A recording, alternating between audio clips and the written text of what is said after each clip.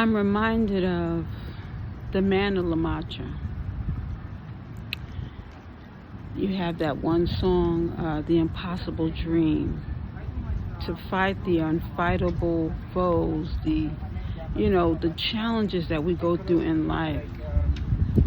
Well, we wonder if life is supposed to be this way.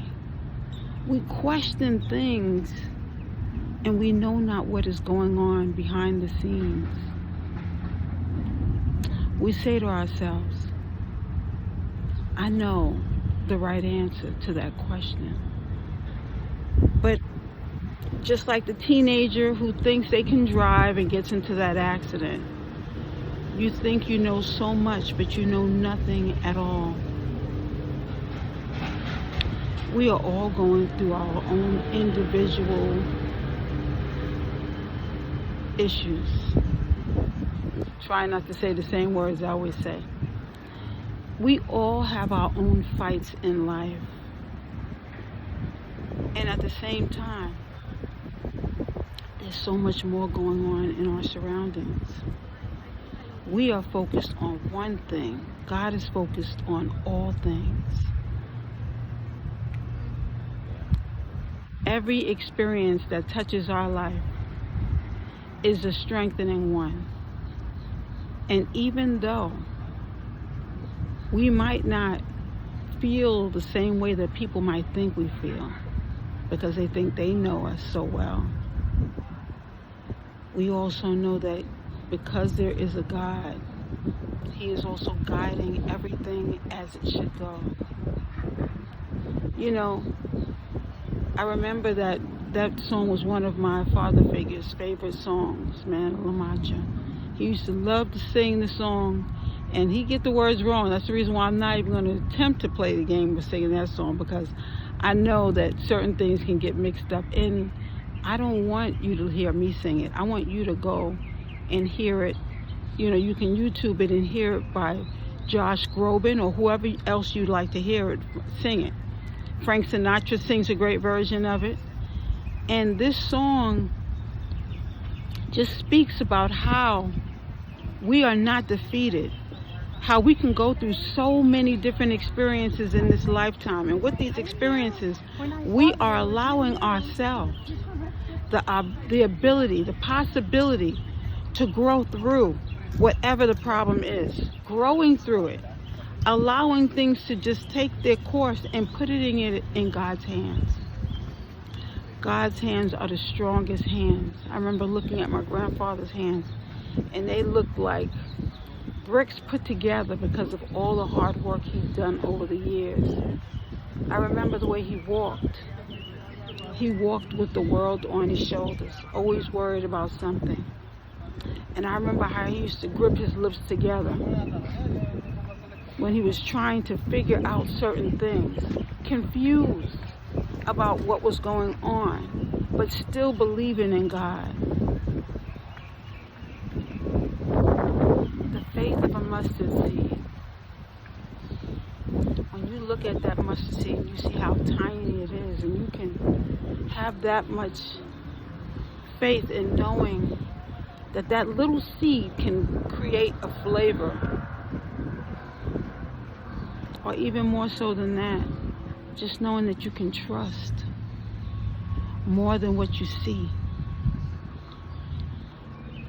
There's a man who is totally perplexed, confused, and everyone's upset with him right now.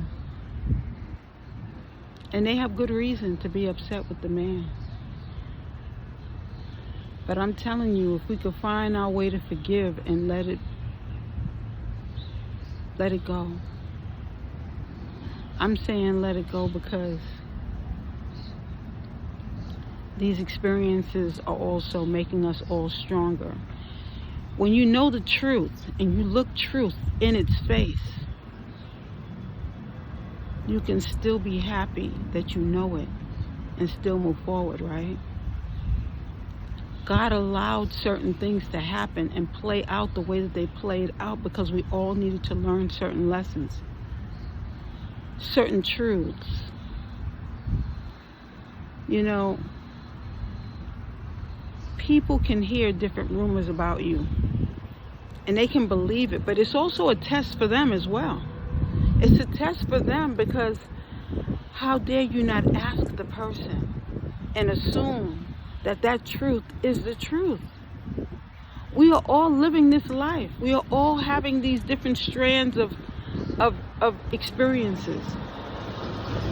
And although, we can look at the situation and point fingers, if we did not go to the individual at hand and we blamed or we fell on one certain side of the ball and decided that this person should be prosecuted and convicted, then we share some of the responsibility as well. You can't just point to just one person, you know? Whenever you have, okay, let's say I hire a person to do something and they know it's wrong. Let's use this example. I hire someone to do a job. Let's say a woman goes to the post office and she pays the person to hide someone else's mail. Not only is the person who is paying the person wrong, but the person who receives that money, they're going to see their family suffer for the experience of just accepting this. Everyone is going to have something, just like our lineage. Our ancestors are crying out for us to make better choices so that they don't have to continue to suffer the same way they've suffered for so many years. Now, this might go over people's heads because they're like, now they dead already. What we worry about them for?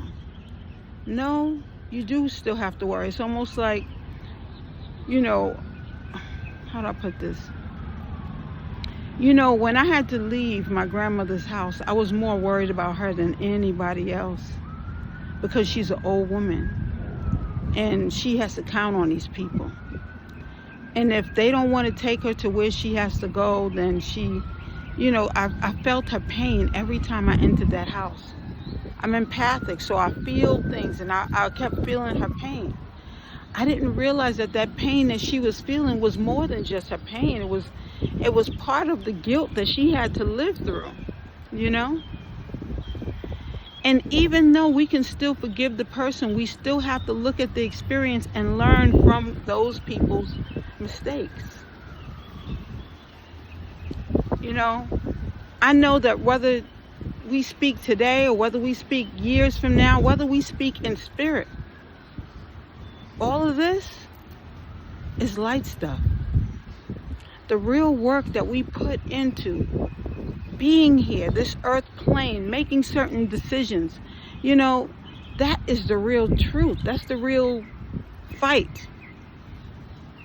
There's going to be so many different things. I mean, there were times where I felt like it was impossible. Maybe I need to just, you know, get on a plane and go somewhere and never look back.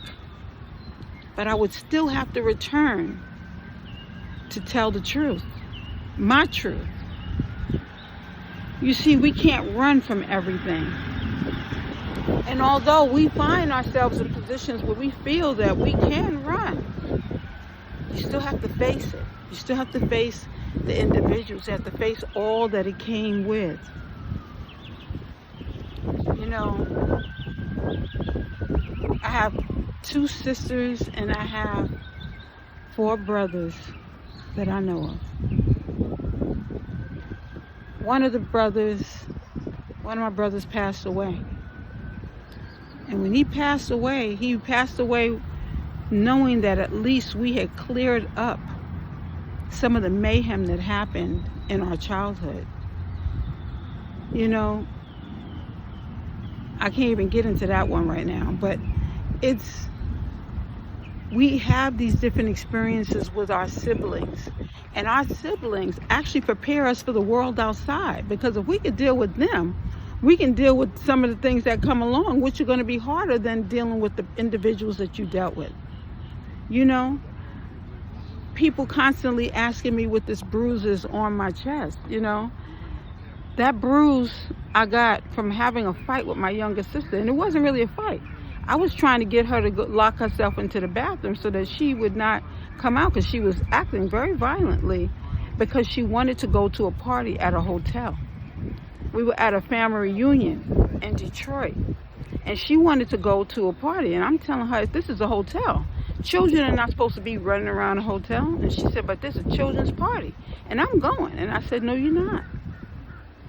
You know, I love my family, and I've loved them so hard that I have put myself in situations that I really shouldn't. And I was a child then. I shouldn't even been in that position to have to even tell her not to go. Her mother should have been there to do that. But no, they were going out and visiting family members, and they were enjoying the family reunion. The rumor was we were fighting. No, we weren't fighting, because when she started swinging, I just pushed her in the bathroom and closed the door. She thought I locked the door. But you can't lock a bathroom door from the outside. She would only be the one to lock the door. But she was so in her head, so angry, and thinking I locked her in, she ruined that bathroom, broke all the things around in the bathroom.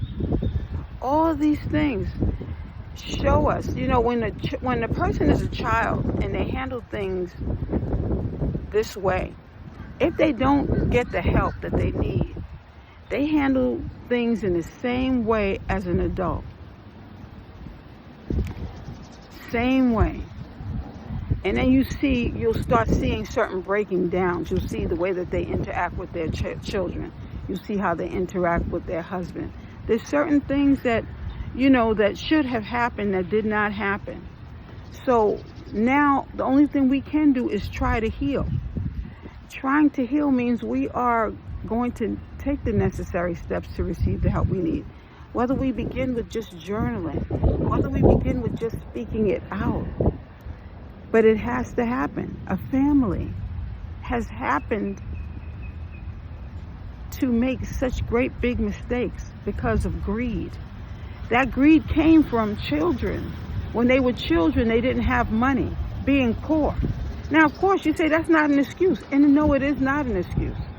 But it is part of the problem.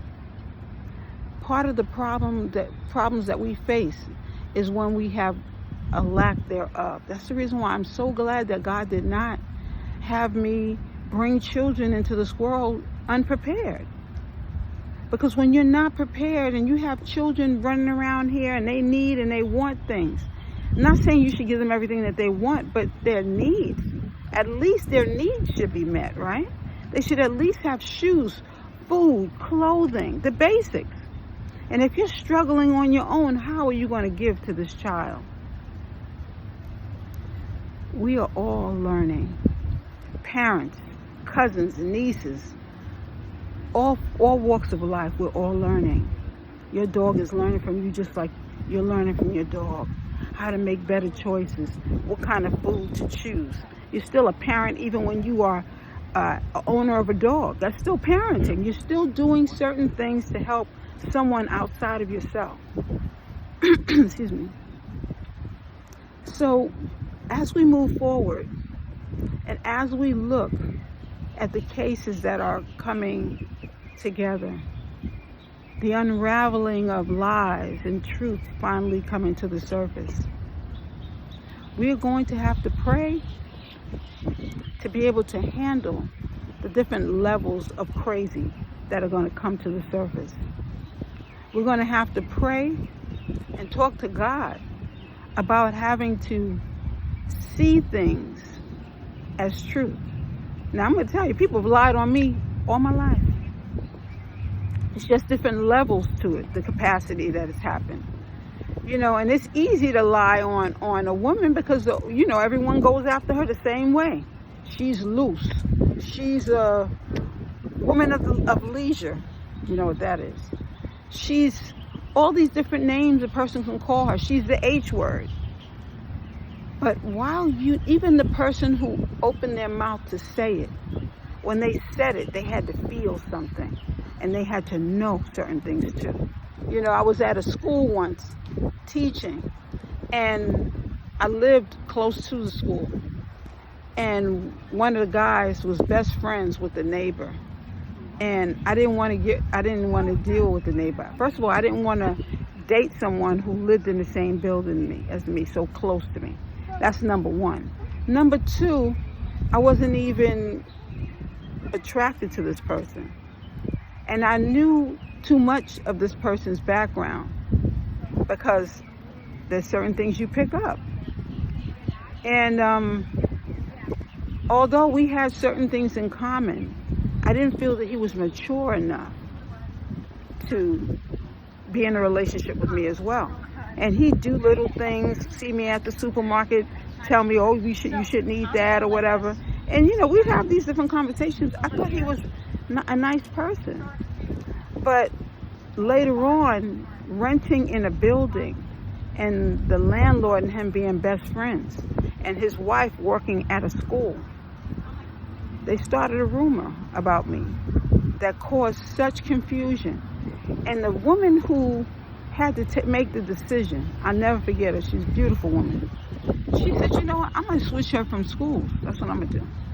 The reason why she switched me from schools is because she saw what was going on, number one. And number two, she knew me. Number three, why would you ruin a person's career because you don't like them or because you are embarrassed that the person rejected you? That's been happening to me so long. And I ended up leaving that school and working at a different school. I even moved to another neighborhood. People are going to be people at the end of the day. You need only pray over the situation and give it to God and walk on. You cannot control anyone from their behavior, from their actions, from what they say, what they do. The karma that came to him for making up the stories he made up, I wouldn't wish that on anyone. You see, in life, the decisions and the choices that we make are very heavy hitters, because if we choose to participate in ugly matters, we will find ourselves dealing with the repercussions of those very matters. So if you can love like you've never loved before, if you can fight through and not fight physically, but really move forward and fight with God, fight through it with God's help. God's walking you through it. Hold his hand and continue to move with it. There's so many different things. When I was going through this, I had people, family members, sending people to ask me, what would I do if this happened? People, strangers, asking me the same question over and over, and I knew who was behind it. It had my siblings' name all over it. And I said, to be this silly, to have people just coming up to me off the street saying, what would you do if this person came to fight you? And I answered the same way every time. I said, I would leave, I would separate myself and go, so you're just gonna let somebody beat you up? Stuff like that they would say. And because I know the individuals, it's easy for me to know who sent them and how. The words, the pitch, just like when I would speak to my younger sibling and he would say certain things, I knew exactly who said it because he would say it exactly how it was said to him, which pointed the finger directly to the individual at hand. That is not the big problem here. The problem is that in our society, we are so eagerly and available and ready to persecute the next individual, but we don't want that same persecution to happen to us. We've got to fight through all these matters and know that while we're fighting through them, we're fighting through them through ourselves. Meaning, we're looking through the situation with an open heart, saying, you know what? Regardless of what the situation is, God is balancing it out. Nobody likes to be judged. God is the only judge here. So when God is judging, we are only there to assist by just being the audience or by being the people in the courtroom. Let us pray over the circumstances that we're going through, and let us continue to move forward, because no one knows your heart like God does. You have a wonderful day, and it is so lovely being you. Each experience is making you stronger and making you the better person. So, love like you've never loved before.